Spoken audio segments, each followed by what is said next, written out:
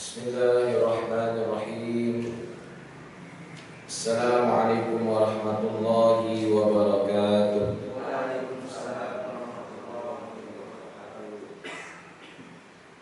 Alhamdulillahil fattahil jawadil mu'in ala tafaquhi fid dini man ikhtarahu minal ibadah. Asyhadu an la ilaha illallah syahadatan tudkhiluna daral khulud. Wa asyhadu anna Muhammadan abduhu wa rasuluhu sahibu maqamil mahmud. Allahumma shalli wa sallim wa barik ala sayyidina Muhammad wa ala alihi wa ashabihi al-amjad. Salatan wa salaman nafuzu biha yaumal mi'ad, amma ba'd. Ma'asyiral muslimin jamaah sekalian rahimakumullah. Bahasan kita melanjutkan materi dari kitab Tanbihul Ghafilin fi ahadisi sayyidil anbiya wal mursalin yang ditulis oleh al-imam al-faqih Abu Lais as-Samarqandi rahimahullah ta'ala. Masuk pada babus sholawatil khams, tentang menjaga sholat 5 waktu. Telah kita ketahui bahwa sholat adalah perintah Allah ta'ala, dan kita mengerjakannya dengan cara yang ditunjukkan oleh Nabi besar Muhammad sallallahu alaihi wasallam. Allah Ta'ala berfirman, "Inna sholata kanat 'alal mu'minina kitaban mawquta." Sesungguhnya sholat itu telah ditetapkan waktunya ke atas orang-orang yang beriman. Maka sholat ini adalah rukun Islam yang kedua. Sholat adalah tiang dari agama. Orang yang menegakkan sholat, maka dia menegakkan agama. Orang yang meninggalkan sholat, maka dia meruntuhkan agama. Oleh sebabnya, barometer kehidupan kita dalam segi aspek amal ibadah lain itu bergantung dengan sholat. Di dalam hadis yang diriwayatkan oleh Imam At-Tirmizi, Rasulullah bersabda, "Inna awwala ma yuhasabu bihil 'abdu yaumal qiyamati min 'amalihi sholatuhu." Sesungguhnya satu hal yang pertama kali akan dipertanggungjawabkan dari diri seorang hamba pada hari kiamat tentang amalnya adalah sholatnya. Apabila sholat itu baik, maka amal yang lain pun akan baik. Apabila sholat itu buruk, amal yang lain pun akan menjadi buruk. Sholatnya baik, maka dia termasuk orang yang berhasil dan beruntung. Sholatnya buruk, termasuk orang yang celaka dan merugi. Oleh sebabnya jamaah sekalian rahimahumullah, kita sudah masuk pada salah satu bulan yang diharamkan Allah, bulan yang mulia, yaitu Rajab. Dan di bulan Rajab ini adalah satu momen yang paling kita kenang dari peristiwa Nabi Shallallahu Alaihi Wasallam. Allah Subhanahu Wa Taala memberangkatkannya untuk mengambil amanah sholat tersebut, dan kita kenal Isra wal Mi'raj. Maka saking pentingnya sholat ini, orang yang meninggalkan sholat seperti orang yang tidak punya kepala. Karena sholat ini adalah inti baik buruknya seseorang dan inti keselamatan seseorang di dunia yang sementara dan di akhirat yang selama-lamanya. Bagaimana kita bisa memikirkan untuk betul-betul mendirikan sholat, bukan hanya sekedar mengerjakannya.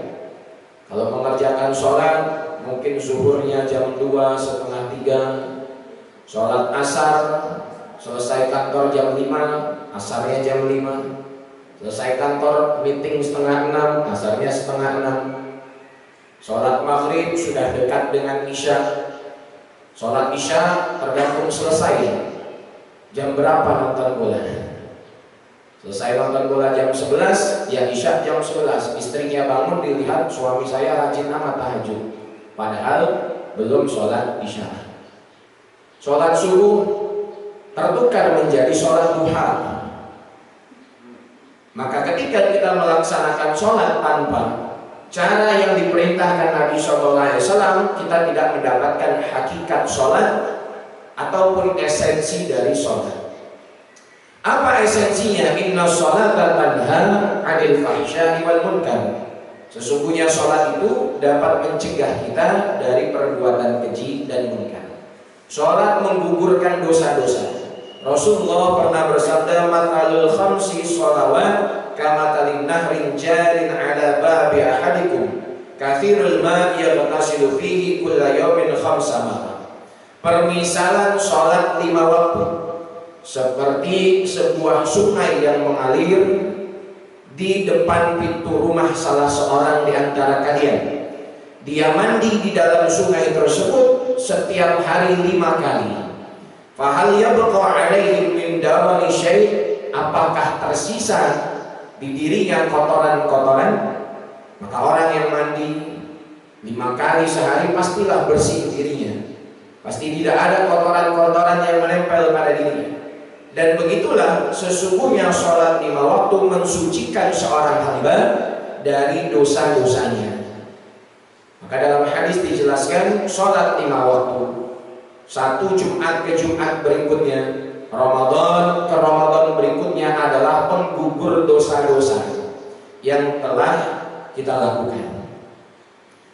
Maka jamaah sekalian rahimakumullah, seorang sahabat Nabi yang buta bernama Abdullah ibnu Ummi Maktum. Dia berbicara ke Rasulullah, "Saya ini orang yang buta, bolehkah saya mendapatkan keringanan untuk sholat di rumah? Karena mau ke masjid sulit, tidak ada yang menuntun." Apa kata Rasulullah? "Asami'tan nida, wahai Abdullah, apakah engkau mendengar suara azan?" Kata Abdullah bin Ummi Maktum, "Iya, saya dengar suara azan." Lantas Rasulullah mengatakan, "Kalau engkau mendengar suara azan, idzan fa'ajibhu, maka hadirilah suara azan tersebut, penuhilah panggilannya." Nabi SAW beliau sangat marah, sangat geram kepada orang-orang yang sholat di rumahnya tanpa ada uzur, alasan yang dibenarkan oleh syariat. Karena seumur hidupnya Nabi SAW mengerjakan sholat wajib tidak pernah sendirian dan tidak pernah di rumahnya. Beliau senantiasa menjaga jamaah tersebut. Rasulullah pernah mengatakan bahwa sungguh aku sangat ingin untuk memerintahkan beberapa orang mendirikan sholat, kemudian aku kumpulkan beberapa pemuda, dan pemuda tersebut aku suruh untuk mengumpulkan kayu bakar. Maka aku akan membakar rumah orang-orang yang mereka sholat di dalamnya. Saking kerasnya Nabi SAW sangat marah dengan orang-orang yang sholat di rumahnya tanpa ada uzur, sehingga Rasulullah sampai mengancam akan membakar rumah orang-orang yang sholat di rumah-rumah mereka. Ketahuilah ma'asyiral muslimin rahimakumullah, ketika kita menjadikan sholat adalah tiang agama, kita menjadikan sholat adalah penyelesai solusi permasalahan-permasalahan dunia dan akhirat, maka sholat inilah yang akan menolong kita di akhirat kelak, di mana harta, jabatan, tahta tidak ada gunanya kecuali iman dan amal soleh, dan itu termasuk di dalamnya adalah sholat. Maka jagalah sholat ini benar-benar, di mana hari ini kesibukan melanda kita. Bahkan tidak terasa sebentar lagi kita akan masuk kepada bulan-bulan yang ditunggu dan dirindukan oleh sahabat-sahabat Nabi, yaitu bulan suci Ramadan, di mana Rasulullah dan para sahabatnya mulai dari bulan Rajab, bulan Sya'ban melatih diri mereka agar bisa maksimal dalam ibadah ketika datangnya bulan suci Ramadan. Dan khususnya kita melatih, mempelajari serta memperbaiki sholat kita. Mungkin terdapat kekurangan, cacat, ataupun ilmu yang masih keliru. Ma'asyiral muslimin rahimakumullah, ada seseorang yang sholat di hadapan Nabi. Setelah melakukan sholat, Rasulullah berkata, "Ulangilah sholatmu, sesungguhnya engkau belum sholat." Lantas orang itu sholat lagi. Setelah itu Rasulullah berkata, "Ulangilah sholatmu, sesungguhnya engkau belum sholat." Setelah dia melaksanakan sholat diulang 2 kali, maka Rasulullah tunjukkan bagaimana rukuk yang benar, sujud yang benar. Bahkan Rasulullah pernah mengatakan, ala ukhbirukum bi aswa'in nas sariqah. Maukah kalian aku tunjukkan maling ataupun pencuri yang paling buruk? Kan mencuri itu adalah perbuatan hina, perbuatan dosa. Tapi ada pencuri yang paling buruk. Qalu man huwa ya Rasulullah? Sahabat-sahabat Nabi bertanya, siapa pencuri yang paling buruk? Kata Rasulullah, alladzi yasriqu min sholati. Pencuri yang paling buruk adalah orang yang mencuri di dalam sholatnya. Wa kaifa yasriqu min sholati? Bagaimana dia mencuri di dalam sholatnya? Kata Rasulullah, la yatimmu ruku'aha wa la sujudaha. Tidak menyempurnakan rukuk dan sujudnya. Bahkan akhir-akhir ini kita dapati bahwa ada tarawih 23 rakaat 7 menit. Iki arep opo tarawih 23 rakaat 7 menit? Sakit pinggang lah. Lantas banyak penggemarnya. Dan tarawih di masjid-masjid yang bagus, masjid-masjid yang betul-betul qiyamul Ramadan, mereka menambah bacaan suratnya, mungkin 1/4 juz per malam, setengah juz sampai 1 juz per malam. Itu bertahan 1-2 hari. Setelahnya mulai softnya semakin maju, jamaah semakin berkurang, sehingga 10 tahun, 20 tahun kita lewati Ramadan, tetapi peningkatan sholat kita baik yang wajib ataupun yang sunnah belum membuahkan hasil. Karena apa? Karena kita enggan untuk memaksakan diri agar betul-betul menjadikan sholat itu adalah tiang agama. Sahabat-sahabat Nabi, mereka menjadikan sholat itu untuk menarik nusratullah, pertolongan Allah Ta'ala. Beberapa bulan kemarau, tidak turun hujan, lantas kebun-kebun sahabat ini mulai layu, terancam gagal panen. Sahabat Anas bin Malik, beliau pergi ke kebunnya, kemudian melakukan sholat hajat 2 rakaat. Setelah sahabat Anas bin Malik melakukan sholat sunnah 2 rakaat, Allah Ta'ala turunkan hujan. Jadi sholatnya sahabat Nabi menarik pertolongan Allah Ta'ala. Sehingga sahabat-sahabat yang lain mengatakan, aku melihat bahwa hujan itu turun hanya di atas kebunnya sahabat Anas. Ketika datangnya gempa bumi, angin puting beliung, kemudian bencana musibah, Rasulullah cepat-cepat masuk ke dalam masjid. Para sahabatnya cepat-cepat masuk ke dalam masjid dan mereka mendekatkan diri kepada Allah dengan melaksanakan sholat.